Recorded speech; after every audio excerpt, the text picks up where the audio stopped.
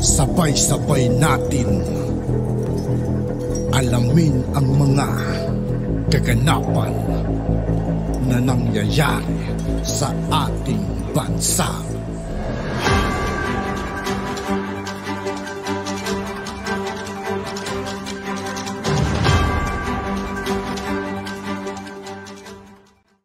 Yo, what's up mga kaibigan? This is I2K po again. Ngayon nandito ulit tayo sa channel ni Pinas News Insider. Dito ulit tayo magbibigay ng komento at reaksyon. Kaya samahan nyo guys, let's go!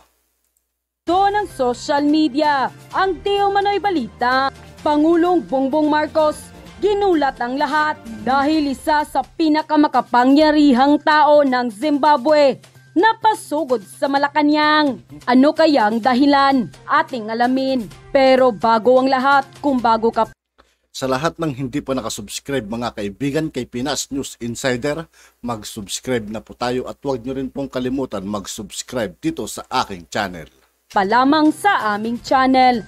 Please huwag kalimutang mag-subscribe at i-click ang notification bell para mas maging updated ka palalo sa lahat pa ng bagong video na i-upload namin. At eto na nga mga kababayan, iba talaga ang karisma ng ating Pangulong Bongbong Marcos, nakakainganyo. Dahil mga leader mismo ng iba't ibang bansa ang pumupunta ng Pilipinas para makipagpulong sa kanya. At ngayon, isa sa pinakamakapangyarihan na tao ng Zimbabwe ang pumunta mismo sa Malacanang para makipagpulong kay Pangulong Bongbong Marcos sa 43 years ng kasaysayan ng diplomatikong relasyon sa pagitan ng Pilipinas at Zimbabwe. Mismong ang non-resident ambassador designate ng Republic of Zimbabwe na si Her Excellency Constance Chemwaye ang pumunta ng palasyo para talakayin mismo ang bilateral na ugnayan ng dalawang bansa. Partikular na ang pagpapabuti sa sektor ng agrikultura, infrastruktura at edukasyon. Ang hakbang na ito ng Pangulong Bongbong Marcos ay isang indikasyon ng ating bukas sa kapatiran sa lahat ng bansa. Ito na kaya ang sinasabing Bangon Pilipinas. Samantala, hindi naman mapigilan ng marami sa ating mga kababayan na magbigay ng kanilang hinaing at komento sa mundo ng social media. At ayon pa sa kanila, yung mga nagdaang president halos bilang lang sa daliri kung sino ang mga... Totoo yan mga kaibigan, yung sinasabi ni yung nag-comment dyan. Bilang lang talaga, pero ngayon mga kaibigan, halos sunod-sunod.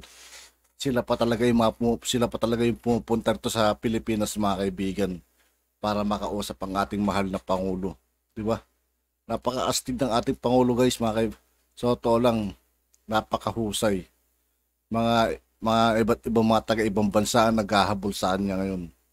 Para, dati alam kung para sa negosyo or etc. or investment. Diba? Napaka-husay talaga ng ating mahal na Pangulo mga kaibigan. Sasabihin nila walang nagawa. Ano yan? malamang sa malamang mga kaibigan yung mga anti-Marcos nga. Pumunta kay PBBM di na mabilang. Lahat ata ng mga leader ng iba't ibang bansa nagpupunta kay PBBM. Halos lahat ng leader, diplomats at ambassadors sa buong mundo pumunta kay PBBM. Yan ang patunay na isa siya sa pinaka-powerful leader sa panahon ngayon. Nakakaiyak naman, halos lahat ng ibang bansa pinuntahan ang ating mahal na Pangulo dahil alam nila na mayaman ang boss, matalino at humble person. Ito na yung sinasabing Bangon Pilipinas. Mabuhay ang ating mahal na Pangulong BBM. God bless you and keep you all the time. Mabuhay tayong lahat. OMG, nasabi ko lang nitong nakaraang araw kung kailan naman bibisita ang taga Mozambique at Zimbabwe sa Pangulo. Yan na, ilan lang silang mga bansa na may nadepositong ginto si Apulakay. And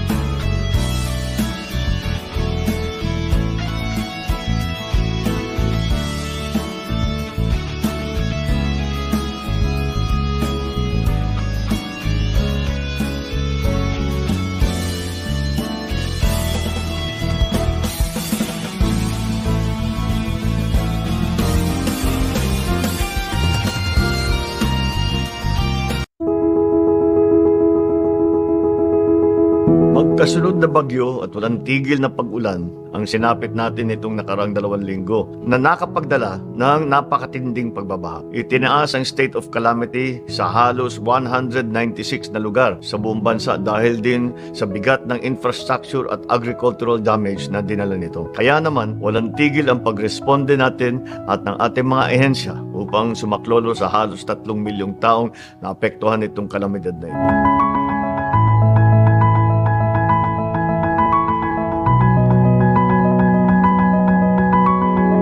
Nating dinalaw ang norte, doon sa Abra, Benguet, Cagayan, Cordillera, Mountain Province at siyempre Ilocos Norte.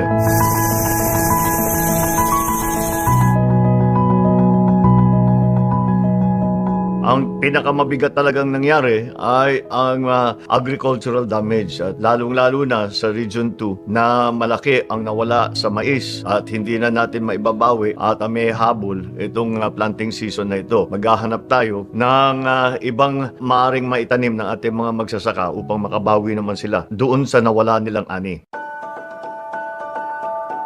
Patuloy naman ang pag-monitor natin sa iba't ibang mga lugar. Region 1, 2, 3, Region 4A and B at ang Cordillera Administrative Region na nasa ilalim na ng state of calamity. Kaya tulong-tulong ang lahat ng ahensya natin ngayon mula sa DSWD, Department of Agriculture, DOLE, Office of Civil Defense at marami pang iba. Mahigit 239 milyon na piso na ang halaga ng tulong na ipamahagi ng ating pamahalaan. Ang food packs at cash assistance ng DSWD at payout ng DOLE para sa mga nasalanta ay patuloy pa rin at hindi tayo titigil hanggat nasa maayos na nakalagayan silang lahat. Ayon sa NDRMC, halos 3 bilyong piso na ang damage sa agrikultura mula sa ating sakahan, palaisdaan, manukan at kung ano-ano pa. 142,000 plus hectares ang ating pananim ang malubhang naapektuhan at halos 2,000 hektarya rin ng high-value crops ang nasira. Kaya naman, dito kami sa DA, may mga preposition na seed buffer stock tayo, palay at mais na agad i-distribute natin sa iba't ibang rehiyon. Patuloy ang pamimigay ng mga binhi para sa mga nasira nilang pananim. Upang malinawan po tayo, kakalaruhin ko lang, mayroon po tayong sapat na supply ng bigas at wala tayong dapat ipangamba. Yung problema sa NFA, kailangan po natin maalala, ang NFA ang pang-emergency, kaya po buffer stock. Ngayon, ang ginagawa natin, tinitiyak natin na ang NFA ay dumami ang buffer stock dahil dumadami rin itong mga sakuna na dumadating dito sa Pilipinas. Ang nangyayari dito, ang mga Southeast Asian countries, lahat tayo ay naghahanda para sa El Nino. Kaya ang mahirap diyan ay lahat-lahat sabay-sabay namimili upang paghandaan ang pagdating ng El Nino sa dulo ng 2023 at sa pagsimula ng 2024. Ang problema lang dito ay dahil sa demand sa buong mundo ay nagtaasan. Ang India ay binan nila yung kanilang export kaya hindi na tayo maaring bumili. Ang Vietnam kakaunti na lang ang kanilang maaring ibenta. Yung Indonesia hindi nagbebenta, namimili. Ang Thailand ganun din. Kaya naman tayo naghahanap tayo ng mga kaibigan natin, mabuti na lang at marami sa kanila ay nakilala ko sa mga biyahe-biyahe. Kinakausap natin ngayon baka mabigyan tayo ng pagkakataon makapag-import galing sa kanila. Ngunit gagawin lang natin ito kung hindi sapat ang supply. Kaya dapat asahan ng ating mga magsasaka na hindi tayo mag-i-import kung sapat ang supply dito sa Pilipinas. Huwag sana kayong mabahala. Mayroon tayong bigas. Ang binabantayan lang talaga natin ang presyo dito sa Pilipinas at ang presyo sa buong mundo. Marami rin ang nasira sa ating itinatawag na infrastruktura. Yung mga tulay, yung mga daan na landslide, lahat yan ay aayusin natin. At kailangan lalong-lalo na ng ating mga magsasaka at lahat ng ating mga trabahador na gamitin ang ating tinatawag na mga lifeline. Kaya dahan-dahan binubuksan ito yung mga naharang na ng mga landslide at yun ay inayos na kaagad. Ngunit yung mga mabibigat ang sira ay baka matagalan ng konti bago natin maayos. Ang pagbabalik ng kuryente ay kuminsan ay natatagalan. Ang dahilan dito ay bago dumating pa ang bagyo ay pinapatay na yung kuryente dahil kapag may bumagsak na poste o meron na putol na alambre, yung mangyayari dyan ay masisira yung buong sistema at baka magkasunog pa, baka may madisgrasya pa. Kaya pinutol muna ang power. Ngayon, hindi naman maaari na basta't ibabalik na lang yan dahil kung meron na nga naputol na wiring, kung meron nga short at bigla na lang natin i-on yan, masisira yung buong sistema. Kaya tinitiyak natin na pag-on na yan ay tuloy-tuloy na. Ang pagbabago ng panahon ay isang usapin talaga na hindi na maiiwasan. Ito ay nandito na at hindi po totoong malayo ito sa sikmura. Napakalaki ng epekto sa pagkain pero mapalad tayo at nasa maayos at disiplinado ang ating mga polisiya na makapag-secure ng ating mga food supply.